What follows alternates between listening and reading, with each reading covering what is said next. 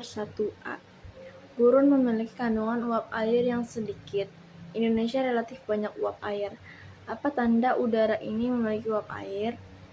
Udara yang banyak uap airnya biasanya mempunyai ciri terasa gerah atau panas dan lengket, mudah terbentuk awan, sering terjadinya hujan, banyak embun di pagi hari, kaca dan cermin mudah berembun.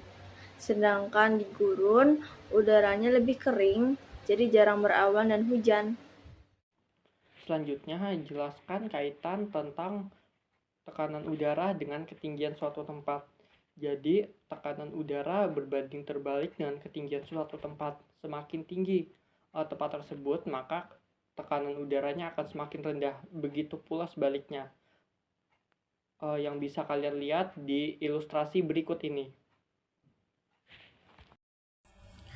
1. Bagaimana kita dapat merasakan perbedaan tekanan udara? Jadi, kita dapat merasakan perbedaan tekanan udara terutama melalui efek fisiknya pada tubuh kita, yang dimana umumnya terjadi sensasi pop atau telinga tersumbar pada saat perubahan ketinggian yang cepat. Lapisan atmosfer dan fungsinya. Yang pertama, troposfer 0-12 km, tempat kehidupan makhluk hidup. Yang kedua, stratosfer 12-50 km, tempatnya lapisan ozon dan menyerap radiasi ultraviolet. Yang ketiga, mesosfer 50-80 km, tempatnya penghancur meteor. Yang keempat, termosfer 80-700 km, tempatnya aurora dan gelombang radio. Yang kelima, eksosfer 700-10.000 km, tempatnya pintu keluar luar angkasa. Nomor 2A. Pada lintang berapa titik balik matahari di utara dan selatan? 23 derajat LU atau lintang utara disebut Tropic of Cancer, dan 23,5 lintang selatan disebut Tropic of Capricorn. Selanjutnya, kapan terjadinya titik balik matahari di belahan bumi utara dan apa yang terjadi di belahan bumi utara dan selatan? Yang pertama, terjadinya matahari di belahan bumi utara itu pada tanggal 21 Juni. Dan yang terjadi di belahan bumi utara adalah panas karena durasi siang yang cukup panjang. Jadi harinya itu cukup lama. Dan di belahan bumi selatan itu terjadi dingin karena malam yang berdurasi cukup panjang, lebih panjang dari biasanya. 2. Kapan terjadinya titik balik matahari belahan bumi selatan dan musim apa saja yang terjadi di belahan bumi utara dan bumi selatan? Titik balik matahari terjadi pada tanggal 21 atau 22 Desember setiap tahunnya. Pada belahan bumi utara mengalami musim dingin dan pada belahan bumi selatan mengalami musim panas. Di mana posisi matahari pada bulan Februari saat ini antara lintang berapa sampai lintang berapa? Awal bulan Februari, 1 Februari, matahari berada di sekitar 17 derajat lintang selatan. Akhir bulan Februari, pada tanggal 28 sampai 29 Februari, matahari sudah bergeser naik ke sekitar 8 derajat lintang selatan. 3A. Gambarkan pembagian iklim lintang. Yang pertama, 90 derajat LU atau lintang utara, iklim dingin atau kutub. 60,5 LU yaitu iklim sedang. 23,5 LU iklim subtropis. 0 derajat atau ekuator disebut iklim tropis. 23,5 LS atau iklim subtropis. 60,5 itu iklim sedang dan 90 derajat LS atau lintang selatan itu iklim dingin atau kutub.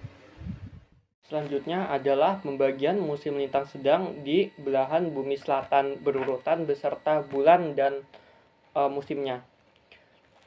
Yang pertama musim semi, yaitu dari 23 September sampai 21 Desember. Yang kedua musim panas, yaitu dari 21 Desember sampai 21 Maret. Yang selanjutnya musim gugur dari 21 Maret sampai 21 Juni. Selanjutnya musim dingin 21 Juni sampai 23 September.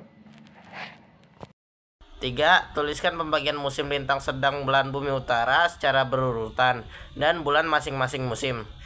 Yang pertama, musim semi terjadi pada tanggal 21 Maret hingga 21 Juni. Yang kedua, musim panas terjadi pada tanggal 21 Juni hingga 23 September. Yang ketiga itu musim gugur terjadi pada tanggal 23 September hingga 22 Desember. Yang keempat itu musim dingin terjadi pada tanggal 22 Desember hingga 31 Maret.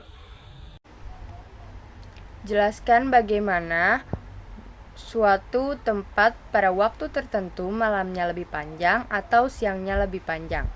Pertama, karena adanya kemiringan pada poros bumi sekitar 23,5 derajat terhadap bidang orbitnya.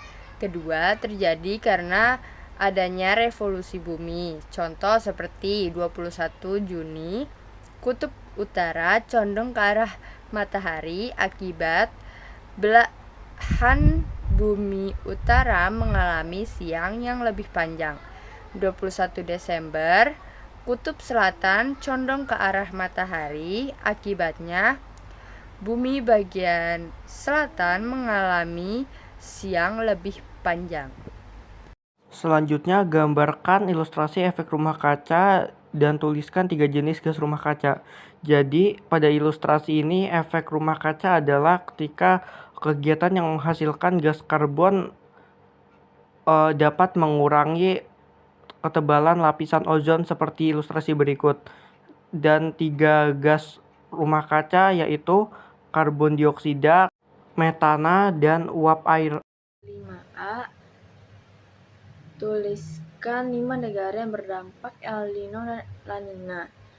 Pertama, Indonesia. Kedua, India. Ketiga, Australia. Keempat, Peru. Kelima, Brazil. Selanjutnya, saat terjadi El Nino, apa yang terjadi di negara-negara Pasifik Barat dan Timur? Oke, yang pertama di negara Pasifik Barat seperti Indonesia, Filipina, dan Australia, yaitu terjadi penurunan curah hujan dan kekeringan. Yang kedua di negara-negara Pasifik Timur seperti Peru dan Ekuador, terjadi peningkatan suhu air laut dan kenaikan curah hujan yang cukup tinggi. 5. Saat terjadi El Nino, apa yang terjadi di negara-negara Pasifik Barat dan Timur? Di Pasifik Barat, terjadi curah hujan rendah, kekeringan, dan juga kebakaran hutan. Sedangkan di Pasifik Timur, terjadi curah hujan tinggi, banjir, dan juga longsor. Apa tanda dari Samudra Pasifik akan terjadi La Nina dan El Nino? La Nina, yang pertama, pendinginan suhu muka laut. Yang kedua, angin pasat menguat. Yang ketiga, curah hujan tinggi. Untuk El Nino, yang pertama, pemanasan suhu muka laut. Yang kedua, angin pasat melemah. Yang ketiga, kekeringan. Gambarkan terjadinya angin darat dan waktu terjadinya. Angin darat lebih dingin menuju ke angin laut lebih hangat.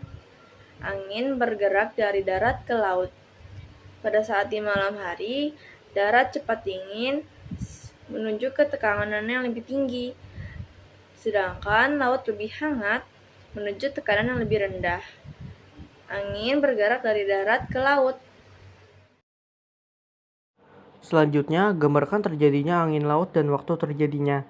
Proses terjadinya angin laut pada siang hari, daratan lebih cepat menyerap panas matahari dibandingkan lautan. Udara di daratan menjadi lebih panas, sedangkan udara di laut tetap menjadi lebih dingin, sehingga angin pun bergerak dari arah laut ke darat. 6. Gambarkan terjadinya angin lembah dan waktu terjadinya. Jadi angin lembah itu adalah angin yang bertiup dari lembah menuju puncak gunung, dan waktu terjadinya itu antara siang hingga sore hari. Gambarkan terjadinya angin gunung dan waktu terjadinya. Angin gunung adalah angin lokal yang berhembus dari puncak atau lereng gunung menuju lembah, terjadi secara rutin pada malam hari.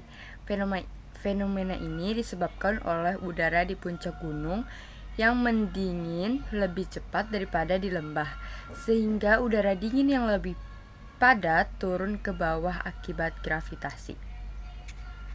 Selanjutnya adalah gambarkan ilustrasi angin pasat penampang horizontal dan penampang vertikal.